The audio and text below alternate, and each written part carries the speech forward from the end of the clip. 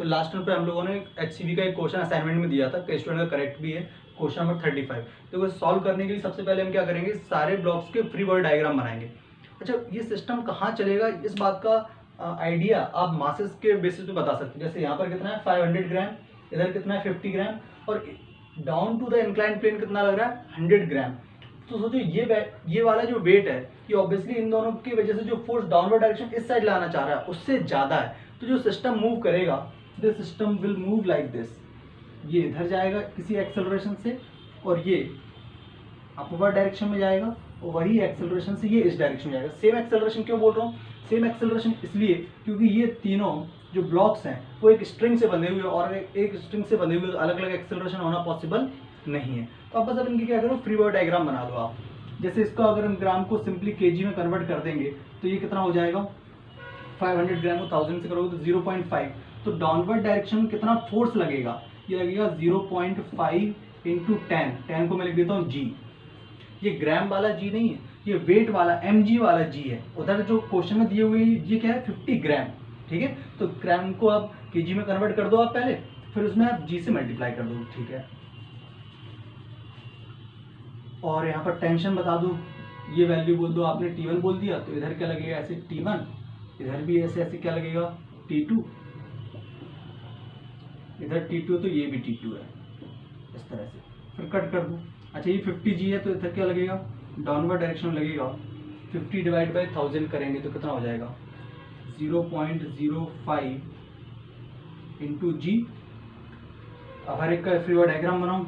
जैसे इसका free body diagram तो आपको क्लियरली दिख रहा है, इसका एक्सेलरेशन ए एज्यूम कर लो, इसका भी ए हो जाएगा और इसका भी ए हो जाएगा। तो ये इक्वेशन तो बिल्कुल सिंपल सी है। ये इक्वेशन क्या हो जाएगी 0.5 into g minus T1 is equal to 0.5 into a. ये एक इक्वेशन बन गई फर्स्ट। ये इक्वेशन क्या बन जाएगी, ये तो ऊपर जाएगा तो लिखेंगे T2 minus 0.05 g is equal to 0.05 into a, ठीक है। और अपने को चाहिए क्या, अपने को तो एक्सेलरेशन चाहिए ना, तो एक्सेलरेशन डायरेक्ट भी आ जाएगा। ओके, चलो पहले इक्वेशन बना के जब कर लिया तो कर लेते हैं। अब जो ये ब्लॉक है थर्ड वाला, ये इंक्लाइन प्लेन वाला, इसको थोड़ा सा देखना पड़ेगा अपने को। जो इंक्लाइन प्लेन पर ब्लॉक रखा हुआ है वो कुछ इस तरह से रखा हुआ है, इस पर इधर लग रहा है T2 और इधर ऐसे लग रहा है T1, और ये जा कहाँ रहा है इधर ए एक्सेलरेशन। तो जो इस ब्लॉक पर कोई और फोर्स लग रहा है इसके वेट की वजह से। कितना फोर्स, mg sin थीटा। तो रियलिटी में mg sin थीटा कहाँ लगा करता था, याद करो। mg sin थीटा कुछ ऐसे लगेगा, इधर T2 इधर ही क्या लगेगा mg sin थीटा। तो mg sin थीटा कितना हो जाएगा, m कितना है 100 ग्राम, 100 ग्राम हो गया 100 डिवाइड बाई 1000 करेंगे तो 0.1। तो यहाँ पे आप लिखेंगे 0.1 इंटू जी इंटू साइन 30 मतलब हो गया हाफ। इसकी इक्वेशन क्या बन जाएगी, देखो ये इसकी इक्वेशन बन जाएगी T1 minus T2 minus 0.1 g divide by 2 is equal to 0.1 into a. ये इक्वेशन बन गई। अब इन तीनों इक्वेशन को अगर हम ऐड कर देते हैं तो देखो T1 से ये वाला T1 कैंसिल आउट हो जाएगा, T2 से ये T2 कैंसिल आउट हो जाएगा, और राइट हैंड साइड में ये A ऐड हो जाएगा, और इधर ये वाले को अपने को सॉल्व करना पड़ेगा, है ना। तो सिंप्लीफाई कर लो इसको, देखो ये कितना है 0.5 जी, तो जी देखो सब में से कॉमन आ जाएगा, तो हम क्या लिख देते हैं 0.5 minus 0.05 minus 0.1 divide by 2 into g is equal to, ये ऐड करो कितना हो जाएगा 0.65 इंटू ए, ठीक है। तो acceleration a is equal to क्या हो जाएगा, acceleration a is equal to हो जाएगा, इसका जब इसमें मल्टीप्लाई कर देंगे तो ये हो जाएगा 0.5 में मल्टीप्लाई करेंगे तो 1 हो जाएगा, 1 माइनस ये हो जाएगा तो 0.1 minus 0.1 divide by 2 into g, और ये 0.65 कहाँ जाएगी, 0.65 आ जाएगा इसके अपॉन में। सिंप्लीफाई कर लो इसको, तो a इज इक्वल टू कितना हो जाएगा, 0.2 हो गया तो ऊपर रह गया 0.8 डिवाइड बाई 0.65 इंटू 2 करेंगे तो कितना हो जाएगा 13, 1.3 हो जाएगा ये, हाँ 1.3 इंटू जी। तो इस पॉइंट से ये पॉइंट हटा देंगे तो acceleration a is equal to कितना हो जाएगा 8g/13 और डायरेक्शन कहाँ होगी, डाउनवर्ड डायरेक्शन। ये आंसर आप देखोगे पीछे आपको आंसर मिलेगा। ठीक है, तो इस तरह से इस क्वेश्चन को सॉल्व करना था। और बाकी मैं बताऊँ, इस क्वेश्चन को इतना सब करने की जरूरत नहीं है, आप थोड़ा सा कॉमन सेंस लगाएंगे और शॉर्ट ट्रिक लगाएंगे, आंसर एक लाइन में आएगा। ठीक है, मैं करके बता दूँ, पहले आप ये नोट करो।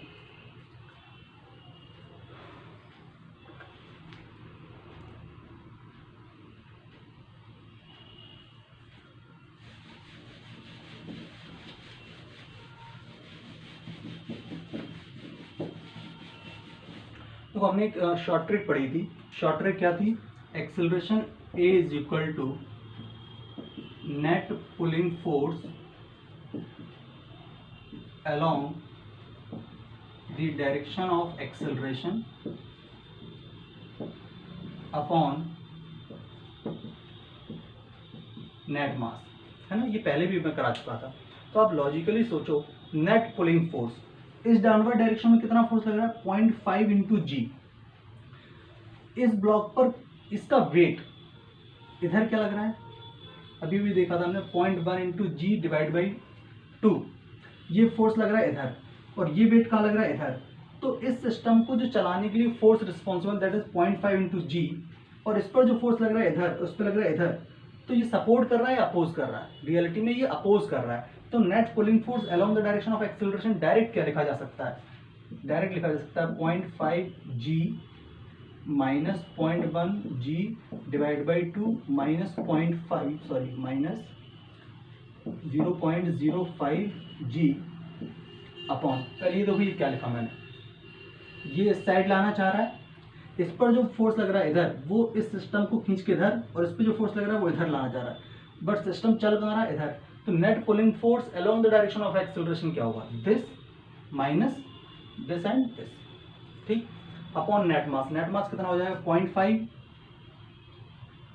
0.1, तो ये 0.6 और 0.65, 0.6 और 0.65 हो जाएगा 0.65।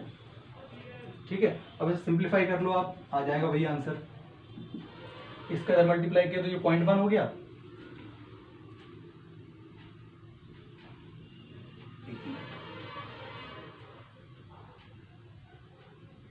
0.1 जी डिवाइड बाई 2 है ना। हाँ, तो ये कितना हो जाएगा, ये हो जाएगा 1 माइनस 0.1 और ये 0.1, तो कितना हो गया 0.8 जी, और ये कितना हो जाएगा वापस से 1.3।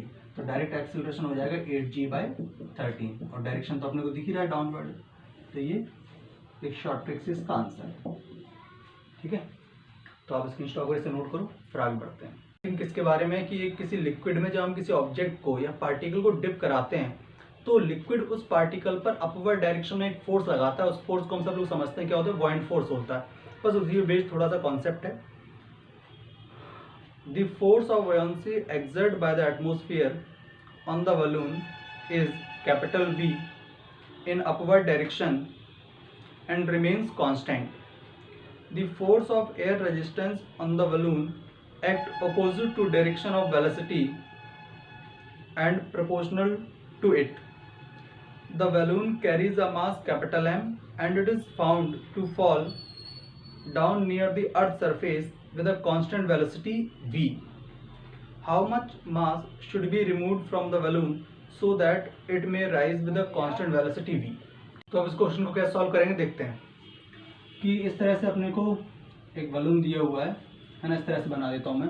डाउनवर्ड डायरेक्शन पे क्या लगेगा, इसका weight that capital M g, और इस पर एक बुओयंट फोर्स लग रहा है upward direction that is b, और एक एयर का रेजिस्टेंस भी फोर्स लगेगा, वो लगेगा अपवर्ड डायरेक्शन, इसे बोल देते हैं एफ ए बोल देता हूँ मैं। ठीक है, और ये कांस्टेंट स्पीड से चल रहा है किस डायरेक्शन में, डाउनवर्ड डायरेक्शन में। v कैसा है, कांस्टेंट। v कांस्टेंट है, इसका मतलब एक्सेलरेशन नहीं है जीरो। और अगर एक्सेलरेशन जीरो है तो लॉजिकली एक बात सोचो, बॉडी पे नेट फोर्स क्या होगा, जीरो, मतलब अपवर्ड डायरेक्शन में जो भी फोर्स है वो डाउनवर्ड डायरेक्शन के फोर्स को कैंसिल आउट कर रहे हैं, तभी पार्टिकल पर नेट एक्सेलरेशन क्या है, जीरो, नेट फोर्स क्या है, जीरो। ओके, तो हम इस पे इक्वेशन क्या लिखेंगे, इस पे इक्वेशन लिखेंगे mg, इस तरह से हम लिखेंगे capital mg is equal to b plus air resistance. ये एयर का जो रेजिस्टेंस फोर्स है ये स्पीड पे डिपेंड करता है, उसने क्लियरली बोला है, और अपोजिट लगता है। अगर ये डाउनवर्ड डायरेक्शन में आ रहा है बलून तो इस पे कहाँ लगेगा, अपवर्ड डायरेक्शन, मतलब ऊपर की तरफ लगेगा, ठीक। और उसने ये बोला कि इसमें से कुछ मास को आप रिमूव कर दो। अब कितना मास रिमूव करें वही अपने से पूछा गया है, तो बोला गया कि कितना मास इससे रिमूव करें कि ये बलून जो है वो कांस्टेंट स्पीड मतलब v से ही डाउनवर्ड की जगह अपवर्ड डायरेक्शन मूव करने लगे। तो देखो जब अपवर्ड डायरेक्शन मूव करने लगे तो सिनेरियो कैसा हो जाएगा, ध्यान समझें। ये बलून अपना वही डाउनवर्ड डायरेक्शन, अगर इसमें से स्मॉल m मास रिमूव कर दिया तो इसका मास बचा कितना, capital M minus small m। Downward direction में कितना वेट लगेगा, capital M minus small m into g. Buoyant force जो लग रहा है वो अभी भी कहाँ लग रहा है, ऊपर की तरफ ही, बट एयर के रेजिस्टेंस का जो डायरेक्शन है वो चेंज हो जाएगा, क्योंकि उसने क्या बोला था, स्पीड के अपोजिट। तो जब हमने से इसमें से इतना मास रिमूव कर दिए स्मॉल m, तो ये कहाँ जाने लगा, ऊपर की तरफ जाने लगा अपवर्ड डायरेक्शन में और सेम स्पीड से। तो जो बॉइंट फोर्स लग रहा था, सॉरी जो एयर का रेजिस्टेंस लग रहा था वो कहाँ लगेगा, डाउनवर्ड डायरेक्शन। बस इतना सा था ये। सिंप्लीफाई कर लो इसको, ये इक्वेशन 1 हो गई हमारी। इक्वेशन 2 इसके नीचे यहाँ लिख देता हूँ, चलो। तो हो जाएगा capital M minus small m into g plus f a is equal to b. इसको थोड़ा सिंप्लीफाई करके तो मैं ऐसा लिख दो, capital M minus small m into g is equal to b minus f a. ये सेकेंड इक्वेशन होगी। अब फर्स्ट और सेकंड इक्वेशन को अगर ऐड करें तो क्लियरली दिख रहा है राइट हैंड साइड में से एफ ए कैंसिल आउट हो जाएगा। तो क्या बन जाएगा, यहाँ पर मैं साइड में लिख देता हूँ पूरा, capital M g minus small m g is equal to b minus f a. ये इक्वेशन अपनी ये वाली थी, इसको सिंप्लीफाई जी से मल्टीप्लाई करके ऐसे लिख दिया। और ये इक्वेशन क्या थी, capital M g is equal to b plus f a. दोनों को ऐड कर दो, एफ ए से एफ ए कैंसिल आउट हो गया। जी कितना हो जाएगा, 2 capital M g minus small m g is equal to 2b। 2 से डिवाइड कर दो तो b इज इक्वल टू, अच्छा अपने से तो स्मॉल m पूछा है ना, तो पहले 2 से डिवाइड कर दो पूरी इक्वेशन। तो क्या हो जाएगा, capital M g minus small m g by 2 is equal to b। तो small m g by 2 is equal to क्या हो जाएगा,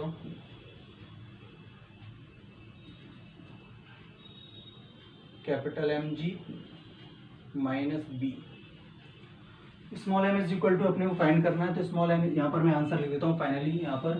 तो small m is equal to क्या हो जाएगा, small m is equal to हो जाएगा 2 into capital M g minus b divide by g. तो इससे कैंसिल आउट हो जाएगा। फाइनल आंसर सिंप्लीफाई करके हम लिख सकते हैं 2 into capital m minus b upon g. इस तरह से ऐसा ना सोचना यहाँ से कैंसिल आउट कर दिया, यहाँ से कैंसिल आउट किया तो यहाँ डिवाइड में भी लेके आए हैं उसको। मेरी बात समझ में आ रहा है ना, यहाँ से जी को मैंने जब यहाँ से हटाया तो यहाँ से तो हटा और यहाँ कहाँ आ जाएगा, डिवाइड में, इसलिए आंसर है। ऐसा नहीं कि इससे ये बस कैंसिल आउट कर दिया, ठीक है। चलो तो ये आंसर मिलेगा आपको, ये नोट कर लो आप। एक और क्वेश्चन डिस्कस करते हैं, तो नेक्स्ट वन पर इरोडो का एक बढ़िया क्वेश्चन कराऊंगा आपको, तो वो चाहो तो नीट के स्टूडेंट वो उस क्वेश्चन को छोड़ सकते हैं, है ना, काफ़ी लेंदी होगा, बट आप ट्राई करना कि उसके कॉन्सेप्ट सीख पाओ, ठीक है। चलो अभी ये क्वेश्चन नोट करो। इस तरह का क्वेश्चन जेई में आ चुका है और नीट में भी आ चुका है, इसलिए मैं इसको करा रहा हूँ। इस तरह से एक क्लैंप है, ये अपने ग्राउंड पर हमने इसको ऐसे अटैच कर दिया और इससे एक स्ट्रिंग को ऐसे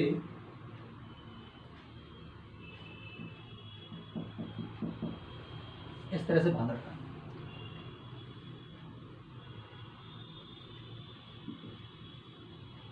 ये एक पर्सन है ना, पर्सन मंकी जो मानना मान लो। ये एक पर्सन जिसका वेट ले लो आप, आपको गिवन है 60 kg, 60 50 40 कुछ भी हो सकता है, 50 ले लो चलो, या 60 से अच्छा आंसर आएगा।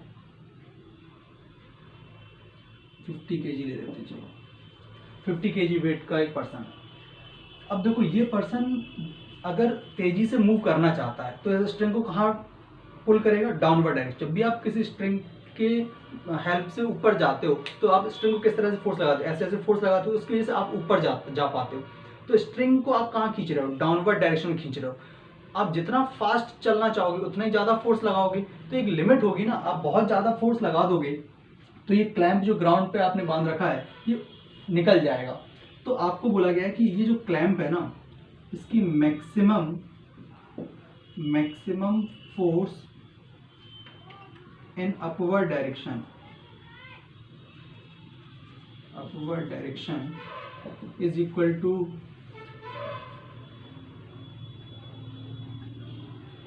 कुछ भी लेते हैं 720 न्यूटन।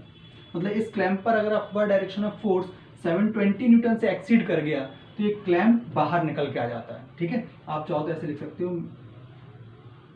कहीं ब्रैकेट में, if the maximum force in the upward direction clamp can tolerate, यहाँ से लिख लेना, clamp can tolerate is equal to 720 newton. मतलब ये कितना टेंशन, अपवर्ड डायरेक्शन, कितना फोर्स टॉलरेट कर सकता है, ये टॉलरेट कर सकता है 720 न्यूटन। इससे अगर फोर्स एक्सीड कर गया तो ये क्लैंप ग्राउंड से बाहर आ जाएगा। तो बोला गया find out the maximum safe acceleration for the person if he want to move upward direction.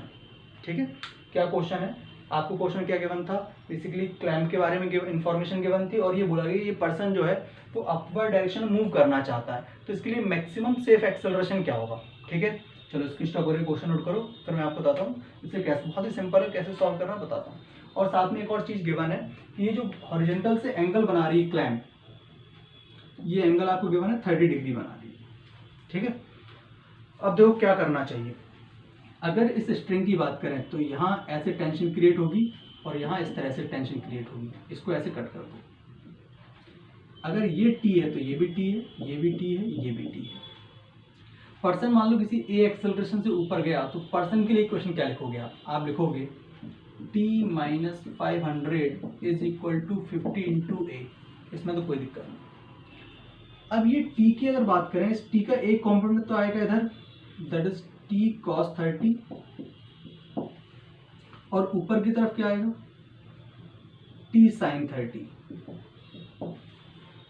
मतलब ये क्लैंप कब तक बचा हुआ है, जब तक क्लैंप बचा हुआ तब तक पर्सन सेफ है ना। क्लैंप एक बार निकला तो ये पर्सन कहाँ जाएगा, नीचे, और ऐसा ये चाहता नहीं है। तो ये सोचो क्लैंप पर फोर्स हमेशा कितना लगेगा, t sin 30, और अगर सेफ चाहते हैं तो t sin 30 का जो वैल्यू है वो 720 से एक्सीड नहीं होना चाहिए। मतलब t sin 30 is equal to 720, और sin 30 कितना हो जाएगा 1/2, तो t का वैल्यू कितना हो सकता है maximum, t maximum is equal to 720 into 2। बस ये वैल्यू यहाँ रख दो, कितना हो जाएगा 0414 माइनस 500 इज इक्वल टू 58। ये कैंसिल आउट हो गया। 144 माइनस 50 कितना हो जाएगा 96।